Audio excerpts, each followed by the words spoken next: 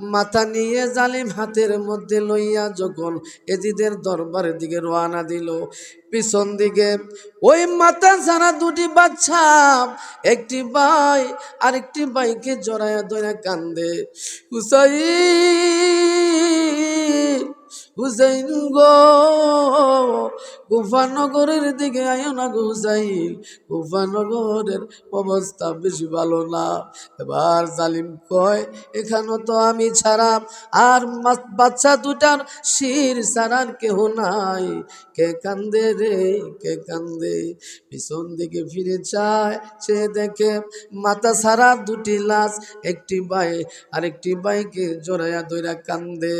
সাহাবীরা তোর বানাই নূর নবীজির গাম মোবারক, সাহাবীরা তোর বানাই ওই নবীজির গাম, নবীজির রহমতে আলম নূরে মুজাসসাম, সাহাবীরা তোর বানাই নূর নবীজির গাম মোবারক, সাহাবীরা তোর বানাই ওই নবীজির গাম।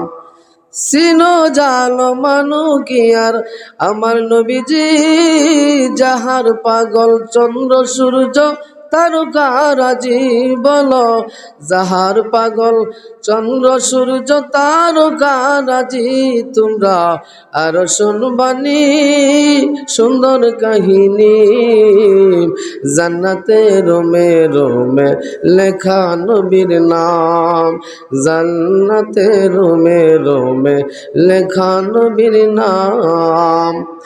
ও যুবক ভাইরা আমার, ও মুরব্বী বাবারা, ও এলাকার মা বোনেরা গো, এই মহরম চাঁদের ঘটনা বলতে গেলে গো, কারের শরীর ঠিক থাকতে পারে না।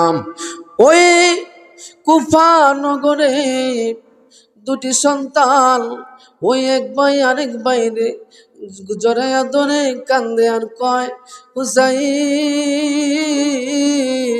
ও হুসাইন, কুফা নগরের দিকে আইও না, কুফা নগরের অবস্থা বেশি ভালো না গো হুসাইন। এবার জালিম দৌড়ে গিয়ে ঘরের মধ্যে যে দেখে গো, দুটি সন্তান কত সুন্দর করে কান্না করতেছে।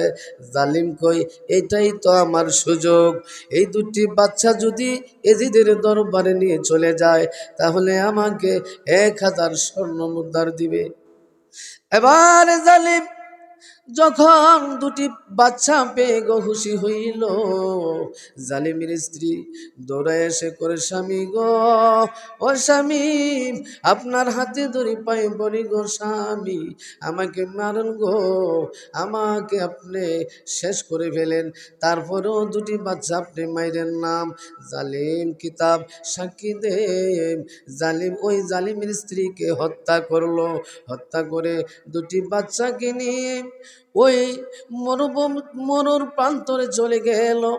জালিম যখন পকেট থেকে ছুরি বাহির করে যখন ওই একটি বাচ্চাকে শির আলাদা করতে চায়, এবার ছোট ভাইটা দৌড়ে পরে ওই জালিমের পায়ে ধরে বলে, জালিম রে, ও জালিম, আমার মেরে ফেলো রে জালিম, তারপরেও তুমি আমার ভাইরে মারো না। এইভাবে বড়টারে মারতে গেলে ছোটরা দৌড়ায় গিয়ে পায়ে পড়ে যায়, আবার ছোটরারে মারতে গেলে বড়টা পায়ে পড়ে যায়। এইভাবে জালিম বড়টারে ধরে ওই ছোটটাকে পানাদা ধরে বড়টার শিরকে আলাদা করে ফেলে, এবার পরে ছোটটার সেই শিরও আলাদা করে ফেলে। এবার দুইটা মাথা নিয়ে জালিম হাতের মধ্যে লইয়া যখন এজিদের দরবারের দিকে রওনা দিল, পিছন দিকে ওই মাথা ছাড়া দুটি বাচ্চা, একটি ভাই আরেকটি ভাইকে জড়াইয়া ধরে কান্দে, হুসাইন হুসাইন গো, কুফা নগরের দিকে আয়ো না গো হুসাইন, কুফা নগরের অবস্থা বেশি ভালো না। এবার জালিম কয় এখানে তো আমি ছাড়া আর বাচ্চা দুটার শির ছাড়ার কেহ নাই, কে কান্দে রে কে কান্দে। পিছন দিকে ফিরে চায়, সে দেখে মাথা ছাড়া দুটি লাশ, একটি ভাই আরেকটি ভাইকে জড়াইয়া ধইরা কান্দে। এবার জালিম চিন্তায় পড়ে গেল। জালিম ডাকতে কই এ আল্লাহ আমি কি করলাম, মাথা সারা শির সারাম লাশ কেমনে করে কথা বলে। জালিম চলে গেল ওই ইয়াজিদের দরবারে। ইয়াজিদের দরবারে যাওয়ার পর ওই ইয়াজিদ দেখে ওই পুরস্কারের জন্য ইয়াজিদের দরবারে দুটি মাথা নিয়ে উপস্থিত হয়ে গেল। এবার ইয়াজিদ কয় কে? জালিম কই আপনি না বললেন ওই দুটি বাচ্চা এনে দিতে পারলে আমাকে পুরস্কার দিবেন। এজিদ কয় আরে জালিম, আমি তো মারার জন্য বলি নাই রে জালিম, তুই কেমন করলি রে? এই মাসুম বাচ্চা দুইটা কেমন করে তুই হত্যা করলি?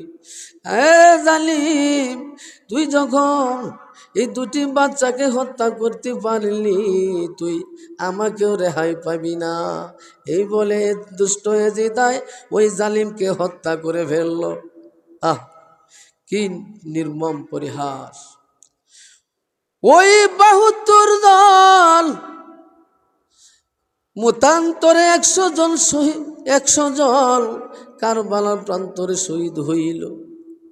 কিতাব সাক্ষী দেয় 100 জনের ওই শিরি নিয়ে যখন এজিদের দরবারে চলে গেল, এজিদের দরবারে চলে যাওয়ার পর 100টা গুড়া নিয়ে 100টা জালিম ওই 100টা শিরের উপর গুড়া দিয়া পারাইল। এবার ইবনে জিয়াদের দরবারে হুসাইনের শির মুবারকের মধ্যে ওই ইবনে জিয়াদ তার হাতের মধ্যে ছিল একটা লাঠি। ওই লাঠি দিয়ে 2-3 বার যখন হুসাইনের ঠোঁটের মধ্যে আঘাত করলো, এবার বৃদ্ধ একজন হুসাইনের ভক্ত সাহাবী ডাক দিয়ে বলে জালিম জিয়াদ, জিয়াদ রে, হুসেনের ঠোঁট মুবারকে আর আঘাত করিস না, আমি সহ্য করতে পারি না রে জিয়াদ। যতবার তুই আঘাত করলি হুসাইনের ঠোঁট মুবারকের মধ্যে, এতবার আমার কলিজা ছিদ্র হয়ে গেল। ইবনে জিয়াদ ডাক দিয়ে বলে বৃদ্ধ, তুমি যদি বৃদ্ধ না হইতা আমি তোমাকে আজকে কতল করে ফেলতাম।